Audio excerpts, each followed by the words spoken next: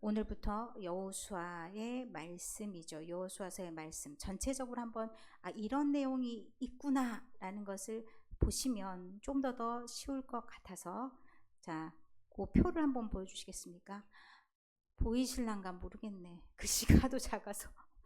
자, 여호수아가 땅을 정복한 이야기가 큰 중심에 있습니다. 이게 1장부터 12장의 말씀, 그리고 그 다음에는 이제 땅을 분배해야겠죠. 이 분배도 다 차지한 게 아니에요. 극히 일부 차지했는데 땅 나누기 시작했습니다. 이것은 너희가 차지해라 라는 의미이기도 합니다. 21장까지, 그리고 22장부터 24장까지는 이제 마무리의 말씀, 앞으로 어떻게 나아가야 될지의 말씀까지도 저 내용에 담고 있다 생각하시고, 장소도 옮겨가고 주로 또 어떤 내용이 몇 년 동안 이루어졌는지 이것은 저희가 내용을 보면서 진행하면 될 것 같습니다. 자, 우리가 1장부터 9장의 말씀은 낯설지 않습니다. 그렇죠? 다 알고 있는 말씀입니다. 모세가 죽었구나. 모세가 죽어서 2인자 여호수아에게 이제 업무가 떨어졌는데, 이 업무 앞에서 한 번도 경험하지 못한 세계가 펼쳐지겠구나. 그 펼쳐진 세계가 아주 행복한 사람들도 있지만 행복하지 않는 대부분의 사람들도 있습니다. 나는 누구를 도와줄게. 앞에서 뭐 회장님 하십시오. 그러면 하는 얘기들이 보통 어떤 말을 하냐면, 나는 회장감은 아니야. 난 누구를 도울 수 있는 사람이지 내가 나서서는 못하겠어. 너 해 하고 막 등 밀고 나는 뒤로 가기 좋아하는 사람들은 여호수아의 마음을 누구보다도 잘 알 수 있습니다. 이제부터 네가 대빵이야. 이렇게 이제 하는 상황이 되는 거죠.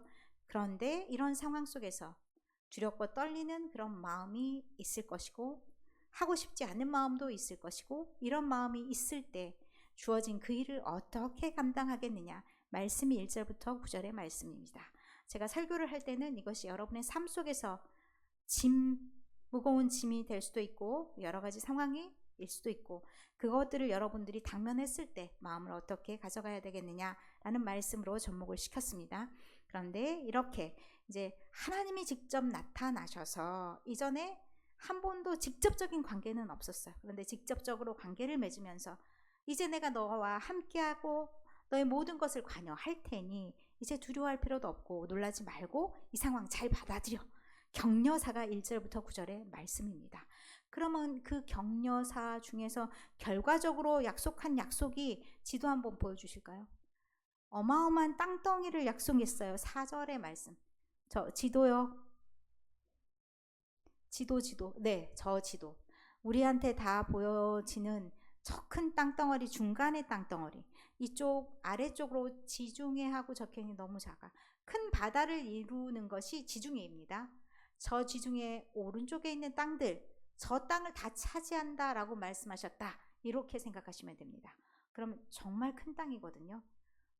이거 한 번도 역사적으로 이스라엘 땅은 이루어진 적이 없다라고 말씀을 드렸죠. 그 땅을 차지할 것이다. 차지할 것인가 말 것인가 누구에게 달려있냐? 이스라엘의 지도자들과 이스라엘 백성들이 저 땅을 밟냐 안 밟냐, 이것에 달려있다. 용기를 내어 밟아보면 그들의 땅이 될 것이고, 아니면 거기서 끝이다 말씀을 드렸죠. 그렇게 이제 내용들이 나왔고, 그 다음에 10절의 말씀에 이제 이들이 이 백성들에게 대장으로서 받아들여졌느냐가 관건이잖아요. 10절에 보면 여호수아가 백성의 관리들에게 말합니다. 자, 이제 내가 하나님께 명령을 받았는데 하나님이 우리 보고 요단을 건너가래. 그 말씀, 이제 그 말씀대로 따르냐 안 따르냐가 중요하죠. 그 말씀을 들고 백성의 관리들에게 전달, 이렇게 말합니다. 이제 우리가 3일 안에 준비해서 가야 돼. 먹을 것도 준비하고 준비해봐. 이게 10절부터 11절 말씀이고, 이제 그 중에 대표적으로 세 지파가 나왔습니다. 르우벤 지파, 갓 지파, 므낫세 반 지파. 그 뒤에 있는 지도 한번 보여주시겠어요? 이 뒤에 있는 지도가 이제 이스라엘 중심으로 나와 있는데, 저 빨간 것을 경계로 중간에 놓고 이쪽 쬐끄만 무슨 줄기 같은 게 있어요. 저게 요단강. 요단강 이쪽이냐 저쪽이냐, 지금 그 기로에 있는 거예요. 건넜냐? 아직 안 건넜다? 건넌다. 이렇게 되는 거예요. 그 상황에 지금 있는데 건너가기 전에 땅을 차지했던 사람들이 르우벤 지파, 갓 지파, 므낫세 반쪽 지파. 반이라니까 므낫세 반이 이름이 아니고요. 므낫세의 반쪽 지파. 이 사람들에게 땅을 줬어요. 그리고 약속을 받았어요. 너네 다른 지파들이 다 땅 차지할 때까지 너네 거기 꿀꺽하고 앉아있지 말기. 너네가 대빵으로 나가서 싸우기. 이 약속을 했죠. 그 약속을 다시 한번 확인시켜주는 겁니다. 너희 가서 도와야 돼. 대신 너네 가족과 가축은 다 거기 놔두고 가도 돼. 그리고 너희가 다 끝나야 집으로 돌아오는 거야. 이게 1장 뒤에 읽었던 내용입니다. 그리고 너희들도 마음을 좀 강하게 담대하게 먹자. 우리가 힘을 한번 내보자. 이게 1장의 쭉 내용. 자, 2장의 내용도 여러분 너무나 잘 알고 있는 내용이죠. 2장의 내용은 누가 나와야 됩니까? 이제 여리고로 첫 번째 들어가는 관문에 어떤 도시가 있냐면 여리고가 있습니다. 그러면 제일 먼저 통과해야 될 땅이죠. 그럼 여리고 가려고 할 때 사전 답사가 정탐이죠. 사전 답사를 보냅니다. 우리가 꼭 여기서는 실패가 있어서는 안 돼 라고 여리고에 보내는데 거기에서 정탐꾼 2명이 갔다라는 게 2장 이제 막 눈으로 따라오셔야 됩니다. 2장에 시딤에서 2사람을 정탐꾼으로 보냈다. 그런데 여리고를 가서 라합이라는 기생의 집에 가게 되었다. 그 기생의 집에서 있었는데 소문이 났어. 어떻게 알았는지 정탐꾼이 저 집에 들어왔더라 라는 것이 여리고 왕에게까지 들어갔어. 여리고가 커봤자 요즘에 우리 시장도 못해요. 청주시보다도 못해요. 규모가 다르죠. 들었어. 그러니까 사람들을 보내겠죠. 어떻게든 이제 잡아야 되겠죠. 고문을 시키든 어쨌든 어떤 계획이 있는지를 알고 싶은 거예요. 그래서 그렇게 일을 벌여서 왔는데 누가 도와줬냐? 라합이 도와줬다는 거예요. 라합이 왜 도와줬게? 이런 생각이 들잖아요.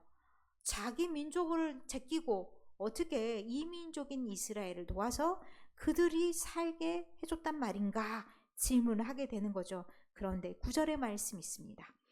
여호와께서 이 땅을 너에게 주신 줄을 내가 안다. 여호와께서 어떤 기적을 이스라엘 백성들에게 보여주셨는지를 소문이 쫙 났다는 거예요. 그 소문이 누구에게까지 들어왔냐? 그 땅의 주민들도 웬만한 사람들은 다 알고 벌벌벌 떨고 있다. 그러니 내가 어느 쪽에 살 것이냐? 나는 너희 편들래. 근데 대신 약속만 하나 하자. 이것이 2장의 나머지 내용이에요. 하나님께서 너에게 반드시 이 땅을 주실 건데 너희가 다시 쳐들어올 거잖아. 그때 이곳에서 우리를 구원해 달라. 그래서 약속을 하게 된 게 빨간 줄. 내가 줄을 여기다가 매달아 놓을 테니까 나중에 너희가 왔을 때 이것이 우리 집이구나 라는 것을 알고 우리를 그 줄 타고 내려와서 구해줘. 우리 그렇게 나갈 수 있도록 해줘. 이런 약속을 하게 되는 것이죠. 그게 2장. 이제 3장의 말씀. 자, 요단을 이제 건너가야 돼요. 싸우려면 제일 먼저 건너가는 것이 시작이 되는 거죠. 요단을 건너갑니다. 그런데 요단을 건너갈 때 걸림돌이 있죠. 물이 있잖아요. 근데 이 시기가 요단강이 막 겁나 거대한 그런 것은 아니에요. 그러니까 물이 흐르고는 있지만 시냇물? 보통은 시냇물. 그런데 범람할 때가 있어요. 이게 우기와 건기가 있잖아요. 비가 많이 올 때는 이게 막 넘치는 거예요. 갑자기 막 물줄기가 세지는 거예요. 그럴 때라고 얘기를 해요. 이럴 때 거기를 건널 때 사람들의 마음이 두렵고 떨린 거죠. 그때 누가 앞장서야 되겠는지를 보여줍니다. 제사장. 제사장이 3절에 보면 제사장이 언약궤를 메고 출발합니다. 그리고 백성들은 그 뒤를 따라갑니다. 그런데 놀랍게도 제사장들이 요단에 딱 들어가서 밟고 서 있으니까 어떤 일이 생겼는지를 보십시오. 이제 거기에 땅이 갈라져서 사람들이 건너갈 수 있도록 되었습니다. 홍해를 생각할 수 있게 되는 거죠. 그렇게 쫙 갈라지니까 이스라엘 중에서 한 사람씩을 선택하라라고 말씀합니다. 그래서 선택했더니 그 사람들에게 무슨 명령을 내리냐? 돌 하나씩을 집으라 하죠. 그 돌 하나씩을 집어서 나중에 그들이 머무는 그곳에 돌기둥을 세울 수 있도록 합니다.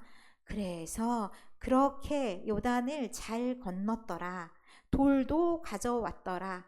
무엇이 도와주셨냐? 하나님께서 제사장들이 딱 발로 밟으니까 그 땅이 어떻게 됐어요?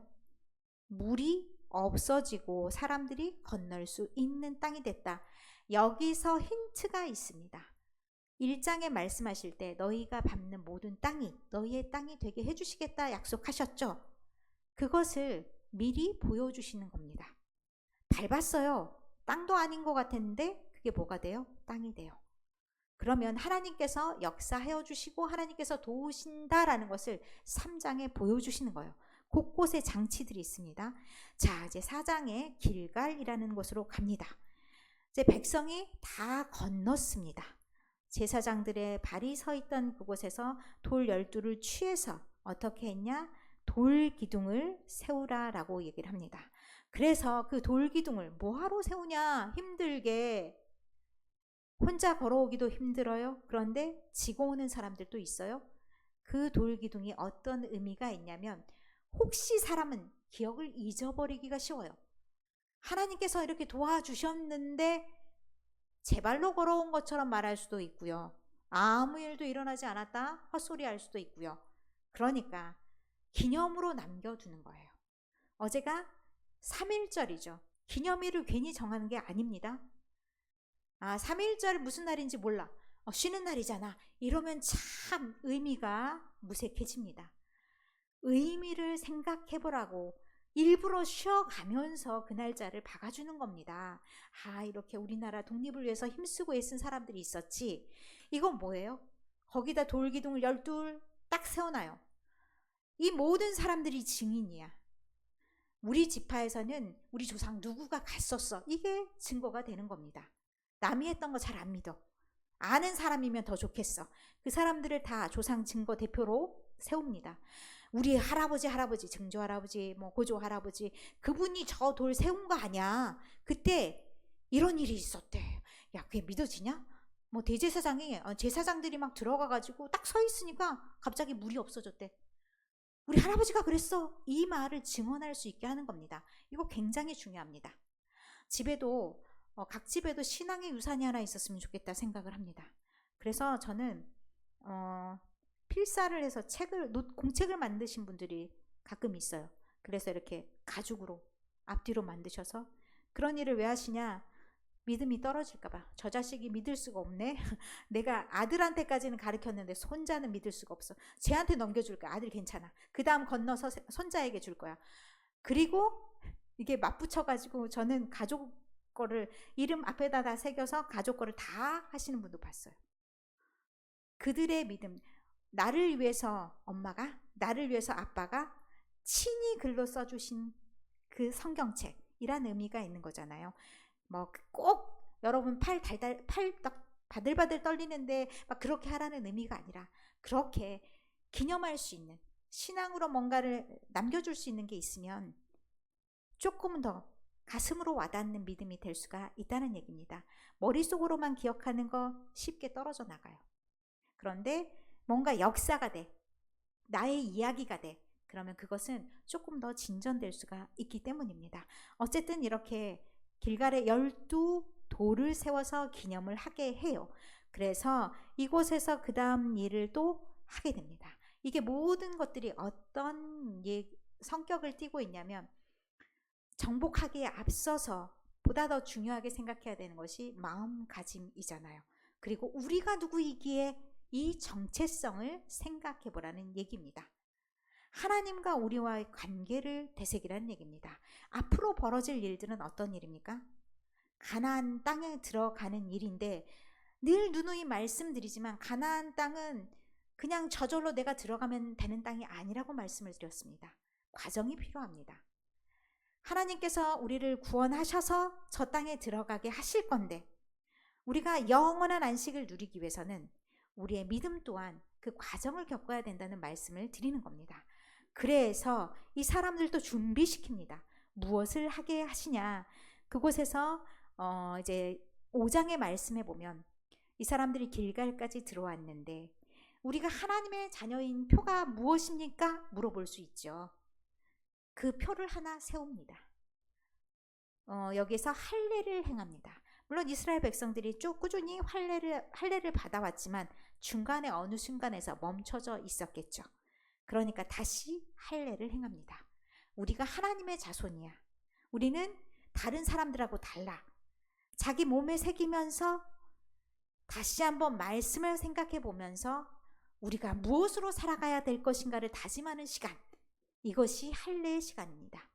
이것이 이제 나중에 신약시대에 와서는 우리의 마음의 할례를 얘기합니다. 우리 세례라고 말할 수도 있습니다. 하나님의 자녀로서 우리가 살겠습니다 결단하는 그런 예식들. 그렇게 하면서 정체성을 가져갑니다. 그러면서 마지막에 또 유월절을 기념합니다. 유월절을 기념하는 의미가 있죠. 하나님이 우리를 출애굽시켜 주셨습니다. 하나님이 그때 우리 죽지 않고 살려주셨습니다. 그때 이스라엘 백성은 살았지만 이스라엘 백성이 아닌 애굽 백성들은 그 상황 속에서 장자들이 다 죽는 어려움을 겪었잖아요. 그것을 기억하는 겁니다. 그 구원의 하나님을 기억하는 겁니다. 그러면서 하나님, 내가 앞으로 다가설 일들이 어떤 어려움이 있을지 모릅니다. 그러나 내가 그 고난도 나의 조상이든 나를 통해서든 그 고난도 이겨냈으니 그 어려움을 통해서 사실은 내가 구원을 이루어가는 과정임을 믿습니다. 이 어려운 상황들, 앞으로 닥칠 어려운 상황들, 거기에 흔들리지 않고 주님께서 구원하심을 믿고 나아가게 하십시오라는 예식입니다. 결단의 시간이기도 합니다. 그러면서 13절에 15절까지의 말씀 통해서 하나님께서 이들과 함께 하신다는 징조로서, 하나님께서 대신해서 싸워주겠다는 징조로서 군대 대장이 나타납니다. 그가 칼을 빼고 있다는 것은 준비가 다 되어 있는 겁니다. 이제 너희들과 함께 나아가는데 내가 앞서서 준비할 테니 너희는 두려워하지 말고 내 뒤에 서라.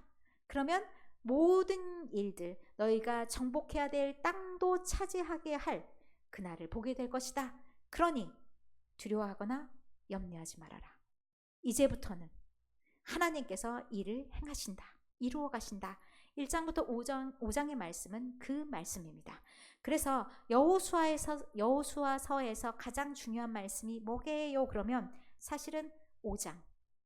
어떤 일을 하든지 간에 가장 중요한 게 뭐냐면 이제부터는 하나님이 하십니다. 하나님께서 하십니다. 라는 것을 우리가 먼저 마음에 새기는 그 작업이 필요하다는 얘기입니다. 그러려면 나는 하나님과 어떤 관계를 맺고 있는가? 그리고 하나님께서 나를 어떻게 구원하셨는가? 이 두 가지만 기억하면 됩니다. 그런 의식의 시간들이 있으면 사실 우리가 매주 예배를 드리고 세상을 향해 나갑니다. 세상에 두려울 것이 없습니다. 왜냐하면 우리 앞에 누가 먼저 가신다고요? 하나님께서 먼저 가시기 때문에 나에게 감당이 안 되는 어려움, 나에게 감당이 하는 사건과 사고들 하나님께서 해결